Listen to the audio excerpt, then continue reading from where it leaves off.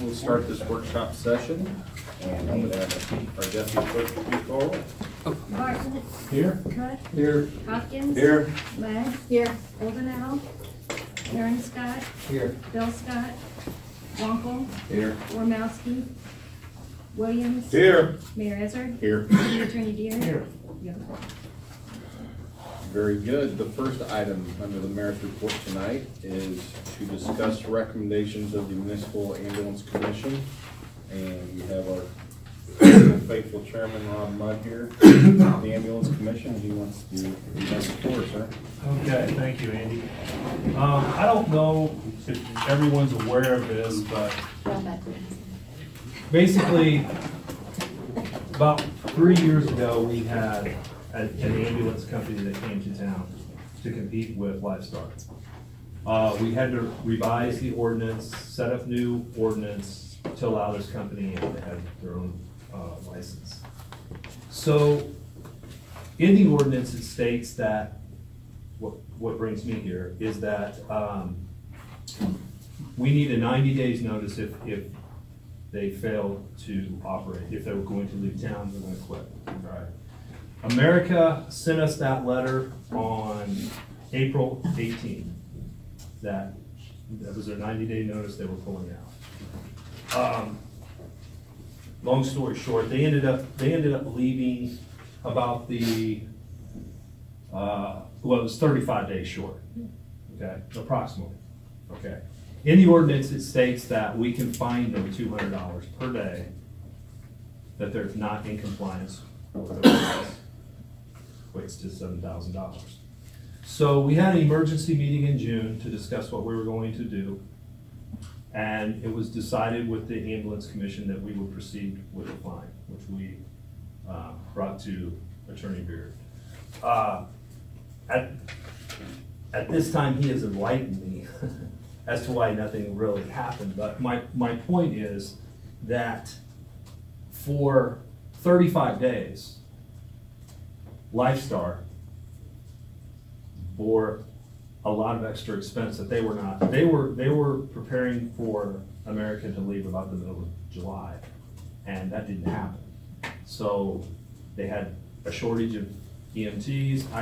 Phil could probably touch more on calls that weren't unanswered, but we need to be able to stiffen up this ordinance, like have a company buy a performance bond or something like that, like you put down for a deposit, and after a certain number of years they can get that back, something of that nature.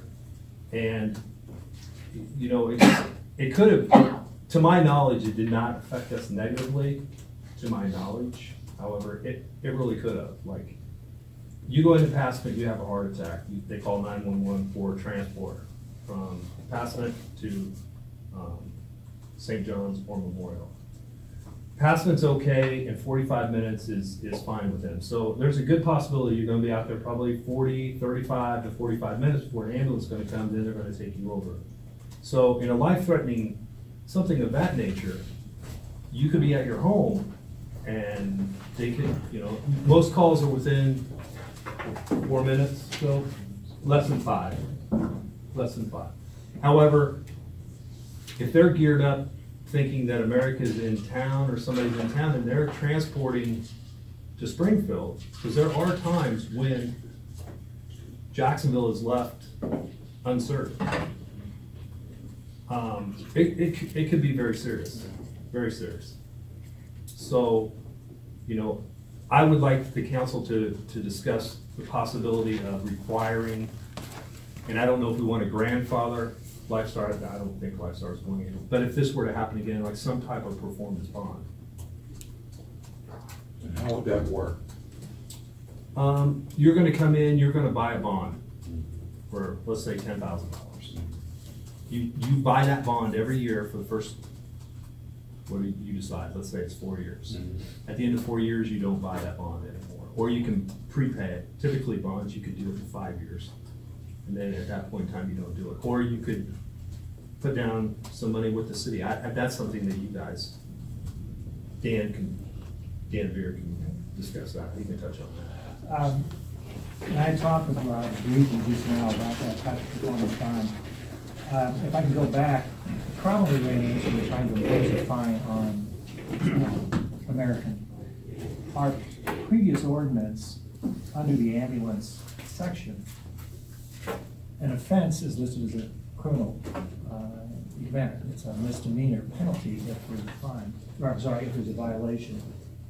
And it made sense, I think, at one time, that if you're violating the ordinance by operating without a license, that's what the fine was geared to. So you're trying to get compliance by imposing the fine on you. But it also included language that any other violation of the ordinance was a misdemeanor if found guilty. That means we would have to try it in circuit court, criminal court. And the experience, thankfully, I've had doing that type of work is not much more than any of you have had. And that's something I'd have to get some help doing. Just as importantly, I don't think, with the facts that we've got, a court would find that that American is guilty of a misdemeanor under the criminal code. And just as importantly, our ordinance also stated that while each day is a continuing offense, it made it very clear that the court could waive that cumulative effect. And my best guess would be, if we proceeded with this, we were going to be facing an ultimate outcome of at most a $200 fine. For that, it didn't seem worth going forward with. The bigger point, I think, is what Rob had mentioned and the commission had talked about is, if this doesn't work, then what will work in the future? And then it's kind of a balancing act. You would like to have enough teeth in the ordinance that we can enforce it without having the issues that we've got with our old ordinance. And our current ordinance does not have any criminal violation, any misdemeanors or criminal violations anywhere in the ordinance. It's strictly civil or OV, which means we can handle it through our OV courts. You have to balance putting teeth in the ordinance with not making those teeth so sharp that no other ambulance company is even going to try to come into town. And it would seem somewhat of a compromise would be, first and foremost, I don't see how we can impose any kind of bond requirement on an existing ambulance company that's been here all these years in one form or another. Two, it would be much easier if we have some sort of bond, whether it's a performance bond. Basically, it's a bond to say, if you leave prior to giving and completing that whatever notice period is, we probably want to think whether 90 days is sufficient, then you forfeit your bond.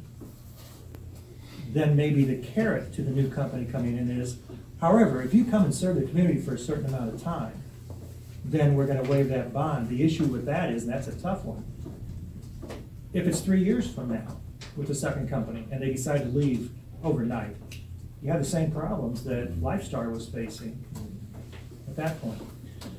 So those are some of the things I think you're going to have to tackle. And what I have talked briefly with Rob about is maybe having some discussions and perhaps a recommendation from the ambulance commission as to that part of it. What requirement we're going to put on the ambulance, new ambulance company applicants coming in that makes it fair to the city, fair to Lifestar. It's not necessarily a competition aspect. It's putting an ongoing company in a terrible position where they lose business, and then all of a sudden they're expected to pick that business back up in a short time. And that's why I say, is 90 days enough? So anyway, that's where we are. I'd be happy to answer any questions, and certainly Rob here can answer. Rob, what is the outcome that we're actually looking for? Because I don't imagine $10,000 is a lot of money to, I wouldn't think, for ambulance service. So what is the outcome that we're looking for? Is it save lives, make sure lives aren't in jeopardy? I'm not sure. What is the outcome there? The outcome would be that, well, it would have been nice. It probably we wouldn't even have this issue if they would have just called Lifestar and said, "Hey, this is what this is our intention, and we're going to do this now." I think what we're trying to do is to make sure that Jacksonville is covered by ambulance service 7 days a week, 24 hours a day. That's basically it.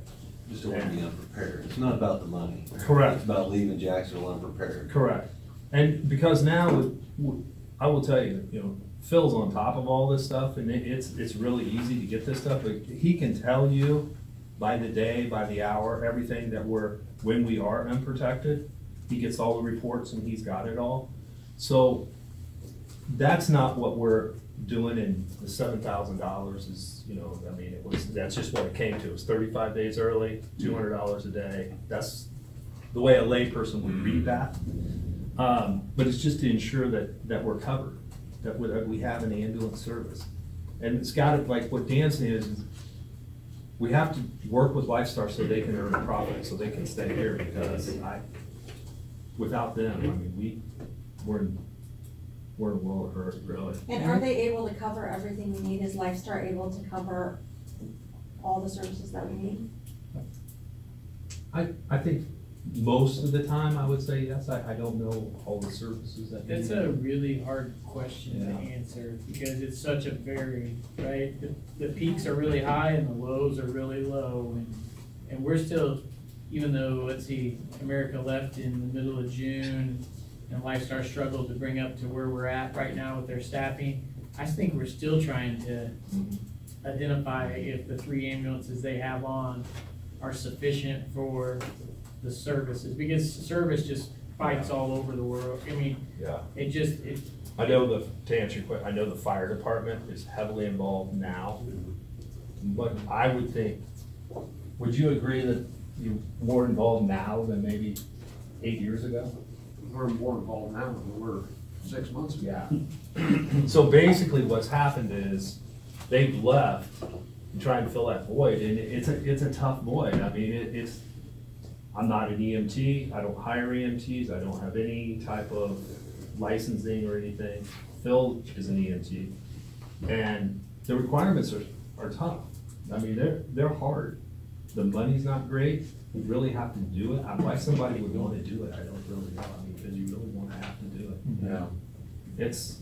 I know the guys that do it, Yeah. you have to really want to be that person. So it's created a shortage, and the fire department's filling that, they're stepping into that niche, really. What's happening? If we have them get a performance bond, I think they have to keep it the whole time. Even if they're here for 5 years, they could still, there's nothing stopping them. You say after 4 years you don't have to carry it, there's nothing to stop them from saying, all right, we're out of town, see you tomorrow. Yeah. So, I don't know what a $18,000 performance bond would cost. I can't imagine it'd be that expensive. Only thing I say is that Jacksonville still got big industry here. And if, in fact, if we ever had an emergency situation that was at one of our major factories that we still do have here, we're in scary shape. But keep in mind that when we went to 2 companies and Lifestar backed off from an economic standpoint, they had to back off their employees and ambulances. It would have been the same thing in that situation too. And in a sense, we also want to make the bar high enough for a new company coming in that they're in here for the duration. It's not going to be something short term, because Lifestar can't be scaling back and forth with what they do.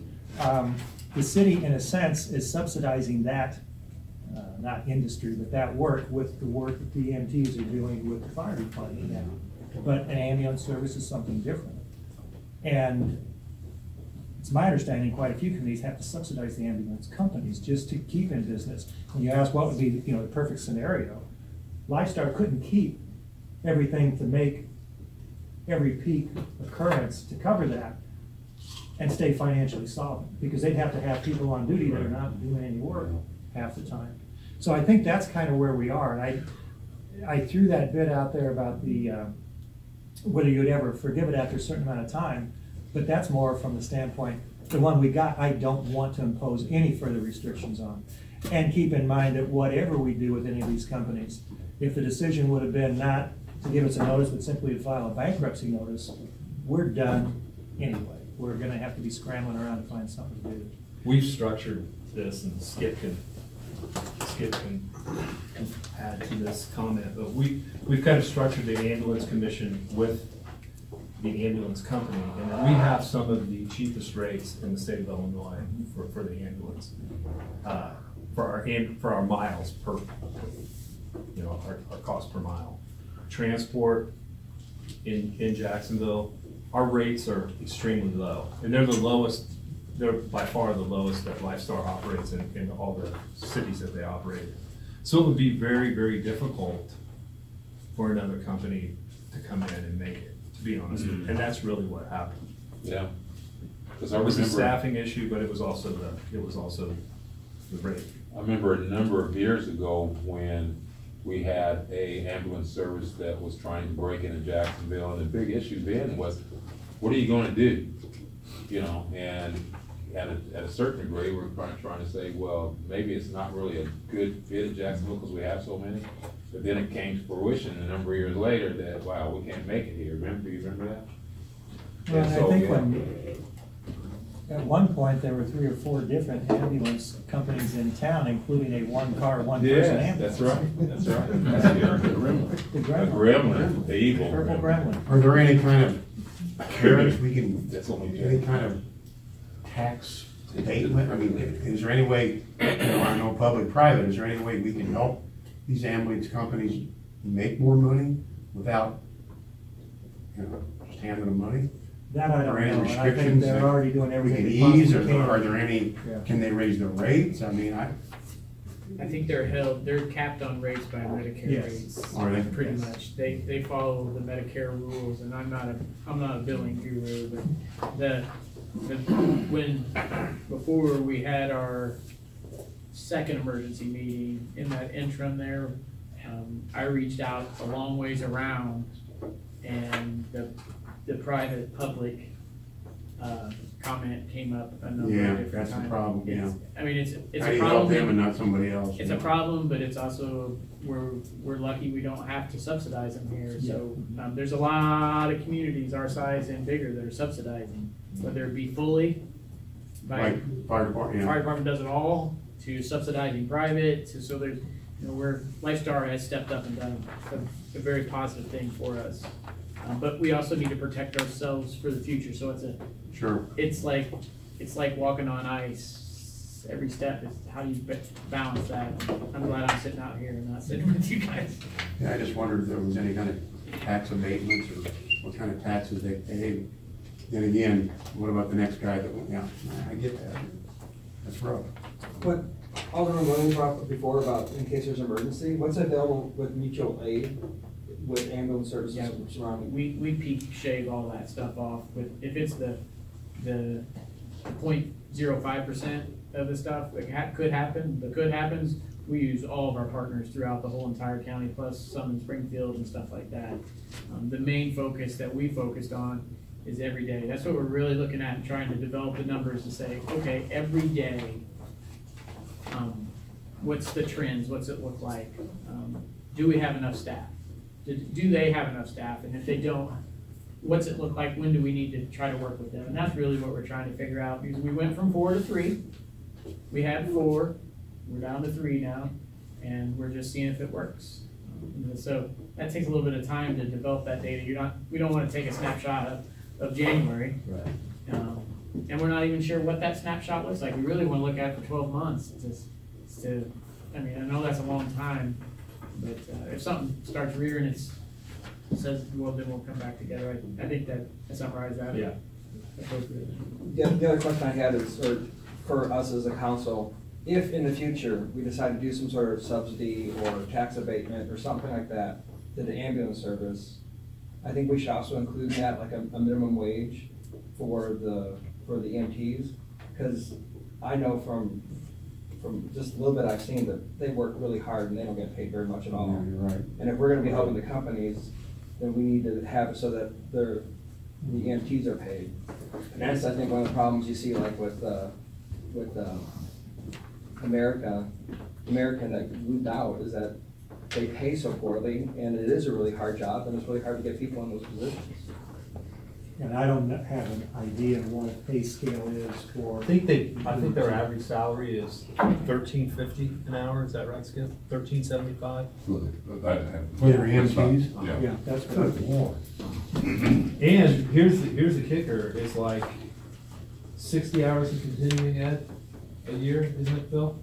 Yeah, to become a paramedic, you essentially have an associate's degree. Yeah. They have to pay that themselves? The fire department's got, Give or almost, take, yeah, most of the how time. many? So they have to pay for their own training? We have 10 medics on Right. staff out there. Yeah, God, and so that's what the continuing ed. who wants that job? I mean, life and death and I don't. bring your own bullets, you know, I mean, to the war, it's, so, want to work with the ambulance commission Yes, and thank you for your try and time. get, something, a proposal back, at least some guidelines is from their input as to what the ordinance should now have in it. And we'll get that meeting scheduled, maybe a little bit better weather, but not much delay. Thank you. Very good. City treasurer? Yes, the one item we've got, you can delete. I do have one other item that just came in. Quickly, I want to mention it now, perhaps if you're in agreement, take action at the next meeting. If you recall, we entered an agreement with CNS Holdings, that's the vending machines out at Community Park for the Pride Soccer Association. Sean Smith and Matt Kors. They've been approached now and would like for the council to consider them assigning their contract, which runs through the middle of this summer or so, subject to renewal. Assign that to the Jacksonville Soccer Association. They've been in communication. Jacksonville Soccer Association would like to take that over, and would like to do it fairly quickly. And if you're in agreement with that, obviously JSA takes over all the rights and liabilities of the company that's out there now. Touch base with Kelly, and seems to be okay. And if this sounds all right, we'll go ahead and prepare a city resolution authorizing that assignment, or consenting to that assignment for the next meeting. They want to get started well in advance of the soccer season this year. Any questions on that one at all? Sounds good. If not, I'll have it ready for you for the next meeting. Very good. Committee reports, finance, IT, and personnel, Alderman Cook. Okay. I assume that everyone's gone over the budget, the appropriations budget, the operating budget, and read line by line. Thank you. And we'll entertain any questions. Skip's here to answer. The answer's in his acting capacity, so she's probably going to answer. Anyway, that's on the agenda for tonight. Both of them be up. Well, the question I had was the whole thing with the pumper trucks and the fire trucks. How long was that in process? Was that just something we stole that idea from Springfield, or is that something that's been in discussion for like months? The email went out back in September, October. That's been quite some time. And the information was forthcoming right after that to all the city council. For using the money from the reserve fund, so. No, that, I haven't had a discussion on that part of it. It was just the purchase of the apparatus. I remember seeing that. I just don't know where the whole different end of reserves thing came up. I know Springfield did it. Okay. Yeah, it was October, November. It was around there. Anyway. We didn't steal from Springfield. Yeah. We got a second reading tonight for the appropriations budget, and a resolution approving the 2019 operating budget. So then going on, are we still doing one fire truck, or are we doing two? Two. So pumper and apparatus. One's a rescue pumper, and one's just a straight fire apparatus. And if you could make a note on your agendas on the finance, IT, and personnel, the order in those are switched. We should do the resolution approving the operating budget first, and then second reading the ordinance. Any other questions? Comments? All right, Mr. Mayor. Thank you. Any public comment at this time? we will adjourn and You're at the wrong table. go into the Public? Want to go public, not talk.